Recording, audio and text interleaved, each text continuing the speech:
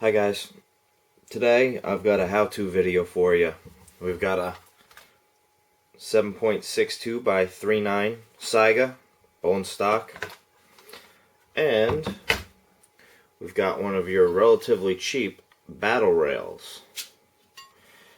Two-piece, doesn't really seem to be too bad a construction. My only issue is the lower piece and the upper piece are held together by only 4 screws, which would be 1, 2, 3, 4. Not overly impressed by that, but I guess the fact that it's channeled, so it actually locks in place pretty well. I don't know, I've got a little bit of hope for it, but we'll see later. I mean, if I decide to do any modifications to it, I'd probably end up, I'll make a video on it, but I'd end up tapping a new pair of holes on either side, probably dead center on it. I mean, couldn't hurt. Wouldn't end up being too pretty with my craftsmanship, but, you know, functionality beats aesthetics. Even though, you know, aesthetically pleasing is nice, but... Alright, let's get started. First off, we got to remove the old handguard. We've got 2 screws, both flatheads. This one, going through the receiver, we need to back all the way out and just remove it. Remember, always use the biggest screwdriver that you can fit into the hole. That way you don't end up damaging it and, you know, taking some of that finish off. Keep the black parts black. This second hole that holds the strap ring in, you really don't need to back that one all the way out. In fact, I recommend that you don't back it all the way out, because on the inside it's just a threaded metal sleeve stuck into the plastic. So after backing the screw out that little bit, if I smacked that, I could probably knock that loose. And then when you're pulling the handguard off, you can end up having that frickin' insert fly God knows where, and yeah, good luck finding it. Anyway, it's about how far you want to bring it out. However you can get a grip on this sucker, hold it nice and tight, because it takes a little bit of effort to pull it off. I know I'm not the strongest person, but you know, I can still tell you it takes a little bit of effort. Don't worry, you're not forgetting anything. That's all that needs to be done, and it's a matter of pulling it apart now. And there you go. You can see right there. Hopefully my camera's picking it up, but there's just a little tiny insert in there, and that's all that holds it in place. I recommend just tightening it back up so that in storage, or if you're sending it off on eBay, nothing ends up happening to it.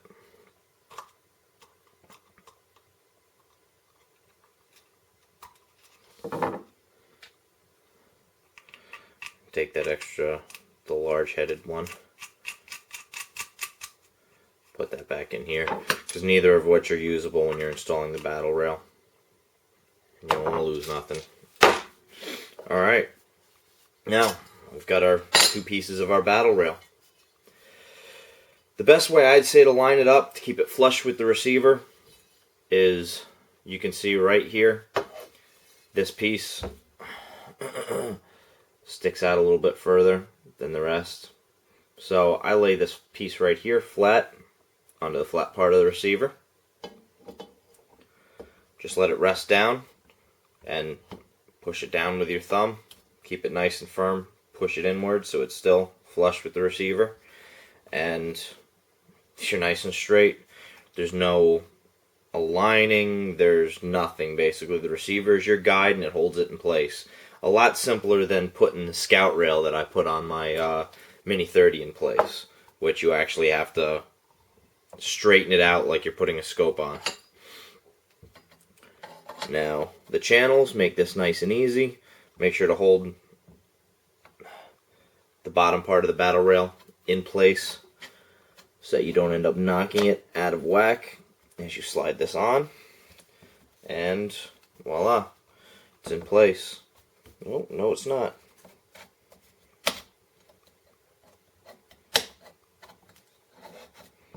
Maybe I have this backwards.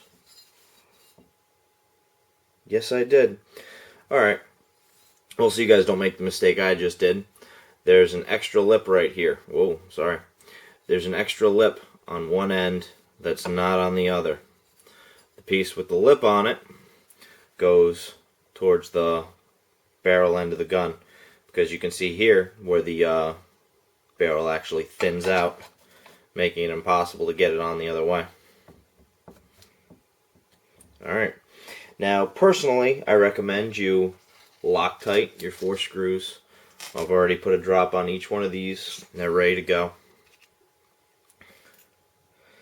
Now never over torque these things. You know, you're dealing with aluminum here, and you're going to tear the threads apart, and you're going to cause a boatload of work for yourself, or you're just going to get frustrated and throw the thing out, and you just burnt out all that freaking money you just spent, even though, no, it's not much, but do we really need to be throwing money away right now? Ammo's expensive enough with the way everything's going. At least in New York it is. Hopefully any of my viewers that are in any of the southern states or a little further west, I hope you guys have it a little easier.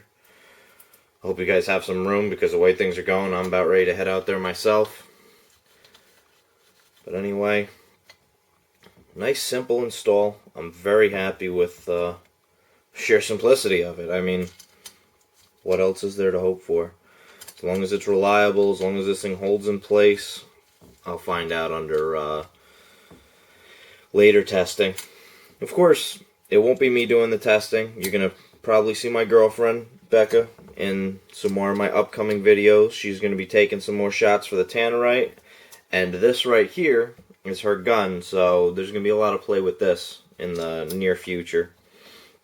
It's just a matter of, since, again, rounds are so expensive, I'm just going to be storing up my rounds, making the shots count, and making you some interesting Tannerite videos. Or, the moment I'm researching some of that Sure Shot stuff, where that might be our best bet. I can get it cheaper, but I do not know what the comparison is in the explosion.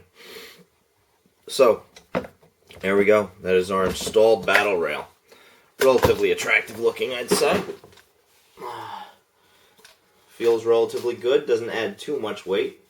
There is a little bit of extra weight, which you would expect, but I think the weight that comes from the attachments is more cumbersome than the mount itself. Now, the kit that I got came with some interesting rubber pieces that I don't know how I feel about them. We've got these sections that every single one of them has a round end and a flat end, where basically you can only do pairs unless I feel like taking a knife to them, which I don't know if I want to do yet, because I could end up making it look really sloppy, and I really would hate to ruin any of the smooth edges, because as I was messing around with them before, basically, in order to install it, put one end in and just clamp it down, and you can slide it around wherever you want it.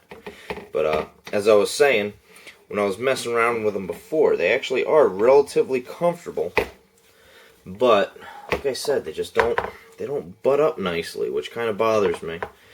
And cutting them, the issue with me would end up being, again, losing those round edges, and that kind of bothers me a little bit. Not overly attractive looking, I guess, but definitely helps with the grip a little bit, because last I spoke with Becca, she wasn't interested in a foregrip, so these are probably going to end up staying in place for a while. But I'll also find out if unloading out of this sucker is going to end up making them knock loose, or if you're going to have any sliding while you're holding on to it, but I don't foresee anything in the immediate future.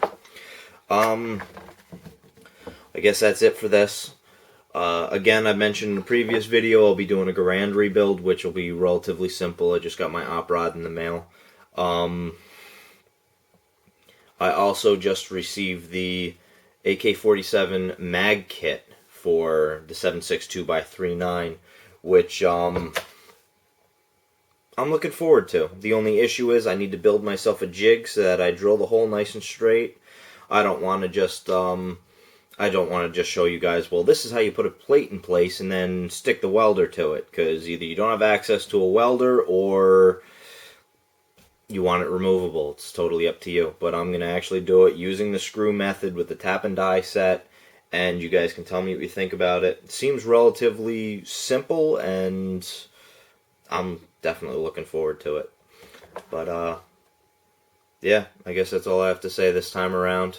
Hopefully everything clears up with our gun rights. Hopefully nobody screws with them. And hopefully all you guys have a safe and happy holidays. Happy shooting.